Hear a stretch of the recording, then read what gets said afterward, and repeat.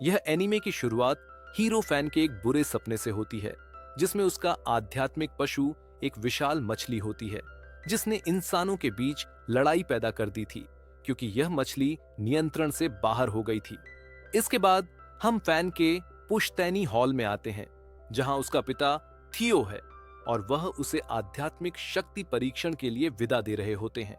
अगर फैन इस परीक्षण में सफल हो जाता है, तो वह ए श्रेणी में पहुंच जाएगा। इसके बाद थियो के शिष्य आते हैं और फैन को उत्साहित करते हैं। फिर फैन अपने शिष्यों के पास जाता है और वे उसे नमस्कार करते हैं। तभी कुछ विशाल पक्षी आकाश में उड़ते हुए दिखाई देते हैं।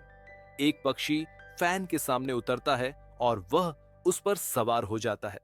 फिर वे सभी शिष्य मिलकर उड़ते हुए उस शहर की ओर जाते हैं जहां परीक्षा आयोजित की जाती है।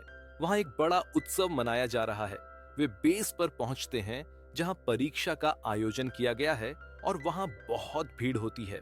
3 सदस्यीय निर्णायक समिति बात कर रहे होते हैं और वे सोच रहे होते हैं कि फैन की टीम ए श्रेणी में कैसे पहुंच पाएगी। श्रीमान बी कहते हैं कि फैन एक प्रसिद्ध परिवार में पैदा हुआ था, लेकिन दुर्भाग्यवश वे इस परीक्षण में असफल हो गए थे और सिर्फ फैन ही जीवित रहकर बी श्रेणी तक पहुंचने में सफल हुआ।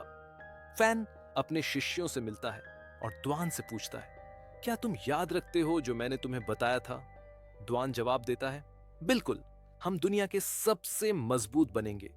फिर फैन परीक्षा क्षेत्र में प्रवेश करता है और अपनी आध्यात्मिक शक्ति को बुलाता है, जो एक भयंकर व्हेल होती है।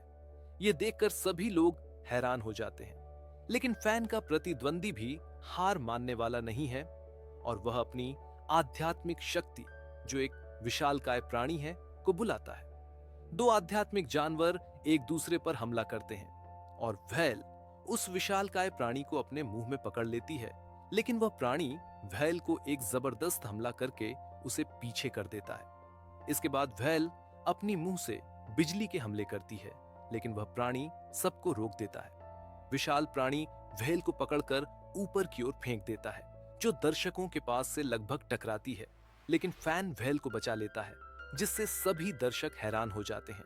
फिर वह विशाल प्राणी आग के प्राणी में बदल जाता है और व्हेल पर हमला करता है, लेकिन फैन अपनी व्हेल को अमर काले व्हेल में बदल देता है। इसके बाद दोनों जानवरों के बीच भीषण संघर्ष होता है और अंत में अमर काली व्हेल विजय प्राप्त करती है और विशाल प्राणी को धरती पर पटक देती है, जिससे खुशी का माहौल फैल जाता है। लेकिन यह खुशी पूरी नहीं हो पाती, क्योंकि अमर काली व्हेल घायल हो जाती है और वह अब एक सड़ती हुई व्हेल में बदल जाती है, जो दर्शकों पर हमला करती है और उन्हें घायल कर देती है। फैन इसे रोकने की कोशिश करता है, लेकिन वह नहीं कर पाता और व्हेल उसे निगल लेती है। इसके बाद फैन को अपने जीवन की सारी यादें दिखाई जाती हैं, जैसे उसके जन्म से लेकर उसके पिता और मां के साथ बिताए गए पल और उसने जो कुछ भी सीखा। इस दौरान उसे पुनर्जन्म के स्क्रॉल के बारे में पता चलता है। फिर फैन एक नए रूप में जागता है और पाता है कि उसकी सारी शारीरिक और आध्यात्मिक पहचान बदल चुकी है। वह चिंतित और हैरान होता है। कुछ गार्ड उसे पकड़कर जेल में डाल देते हैं, जहां वह सोचता है कि उसे एक नई शुरुआत करनी होगी।